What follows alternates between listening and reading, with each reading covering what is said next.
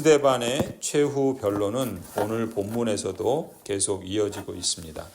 이 스데반은 하나님과 모세와 성전과 율법을 모독한 자다라는 그러한 고발을 받았죠.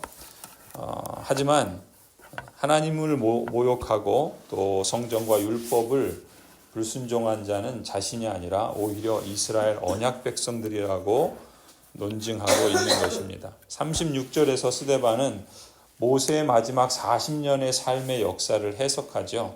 그러면서 이렇게 강조합니다. 이 사람이 이집트 땅과 홍해에서 놀라운 일과 표징을 행하여 그들을 이끌어냈으며 40년 동안 광야에서도 그러한 일을 했습니다.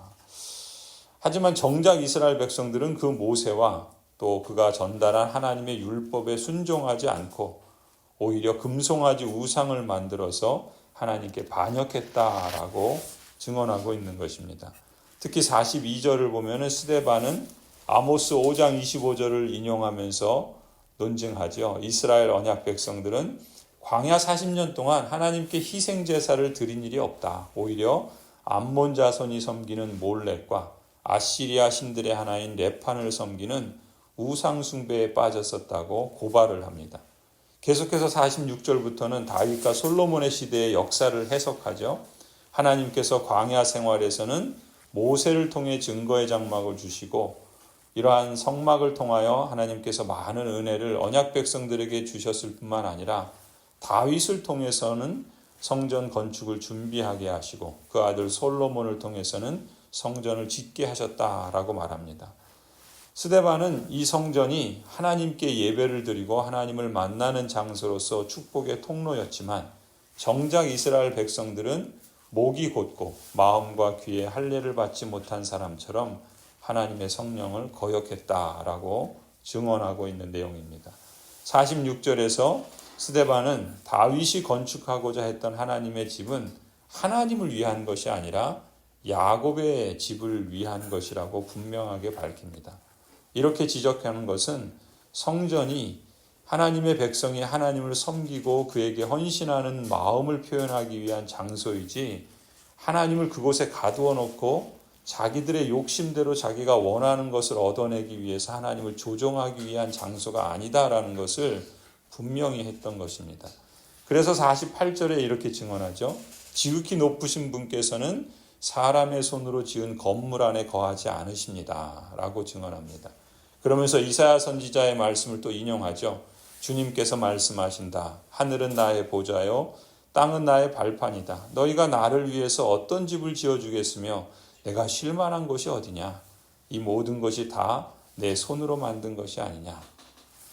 이러한 스데반의 긴 변론은 유대교 지도자들이 고발한 것처럼 스데반이 성전을 모독한 것이 아니라 성전에 대한 유대교 지도자들의 그릇된 태도를 비판한 것이다 라는 것을 보여주고 있는 겁니다. 유대교 지도자들이 과거에 그들의 조상들이 했던 것처럼 똑같은 짓을 하고 있다는 거예요. 하나님을 예루살렘 성전에 가두어 놓고 자기 욕심대로 행하는 그러한 우상 숭배에 빠져 있다라는 것을 공격하고 있는 것입니다. 스데반이 성전을 공격했다는 거짓 증인의 주장들을 통해서 스데반을 고발하고 결국 스데반을 죽이는 일에까지 가게 되죠. 하지만 그러한 거짓 주장들은 전혀 타당성이 없는 모함일 뿐이다라는 것을 스데반의 최후의 변론을 통해서 변론하고 있는 것입니다. 그래서 51절부터 증언하는 스데반의 최후 변론이 오히려 옳다라는 것을 이것을 입증할 따름이죠. 51절에 이렇게 말합니다. 목이 곧고 마음과 귀에 할례를 받지 못한 사람들이여 당신들은 언제나 성령을 거역하고 있습니다. 당신들의 조상이 한 그대로 당신들도 하고 있습니다. 당신들의 조상들이 박해하지 않은 예언자가 한 사람이라도 있었습니까? 그들은 의인이 올 것을 예언한 사람을 죽였고 이제 당신들은 그 의인을 배반하고 죽였습니다. 당신들은 천사들이 전하여 준 율법을 받기만 하고 지키지는 않았습니다.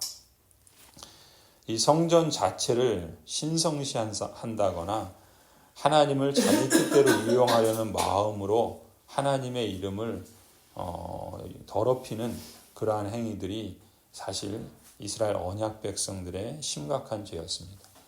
하지만 그 이스라엘 백성들 곁에 하나님의 말씀을 따라서 제대로 하나님의 그 선포를 듣는 자가 없었고, 또 그것을 들어도 한 귀로 그냥 흘려버리고 자기들의 욕심과 욕망을 따라서만 살았던 것입니다.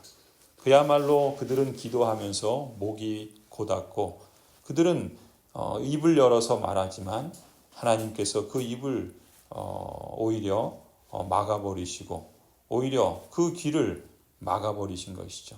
그 마음의 눈이 멀어버린 겁니다. 귀가 막히는 그런 일들이 벌어진 것이죠. 그것을 씻어야 되는데 그것을 씻지 않는 거예요. 우리도 기도할 때 눈을 감죠. 우리는 두 손을 모읍니다. 또 요즘은 별로 그렇지 않지만 대개 무릎을 꿇고 기도를 했죠. 그 모든 기도의 행위들은 가만히 보면 한 가지를 뜻합니다. 자신의 뜻과 자신의 욕심을 포기하고 복종한다는 표시입니다. 그런데 정작 그런 표시로 기도를 하면서 아무것도 포기하지 않고 아무것도 복종하지 않고 그저 자기 욕심과 욕망을 채우려고만 한다면 지금 이스라엘 언약 백성들이 아무리 많은 선지자를 보내고 하나님의 말씀을 선포해도 소위 말하는 소기에 경읽기 하는 것처럼 아무런 의미가 없었던 것이죠. 하나님께서 때로 크게 징계하실 때가 있어요. 그것은 두 가지를 말하는 것이죠. 하나님은 하나님의 이름을 거룩히 여기지 않고 더럽히는 이들에 대해서 징계하신다는 것입니다. 또 반대로 하나님은 그럼에도 불구하고 그 징계를 통하여 그 가운데 하나님의 참된 백성들은 회개와 또 돌이킴의 역사를 하나님께서 일으키시기를 기뻐하신다는 것입니다. 모든 사람이 다 그 말을 듣지 않아요.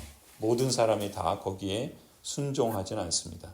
그러나 그 가운데 하나님의 택하신 참된 백성들은 그것을 듣고 돌이키고, 그래서 오늘 스데반이 증거한 것처럼 바벨론 포로로 끌려가게 하셔서 그들을 내버려 두시고 징계하시지만, 그러나 하나님은 그 가운데 하나님의 택하신 백성들을 예루살렘으로 돌아오게 하신다는 것이죠. 그것이 참된 성전의 모습이라는 거예요. 건물에 갇혀 있는 분이 아니고 또 그 안에 갇혀서 자신들이 원하는 대로 소원하는 것을 이루는 그런 수단이 아니라는 것이죠. 그 모든 것이 다 하나님의 다스림 가운데 있고 하나님께서 통치하시는 것인데 어찌 하나님께서 그 작은 건물 안에 갇혀 있겠습니까?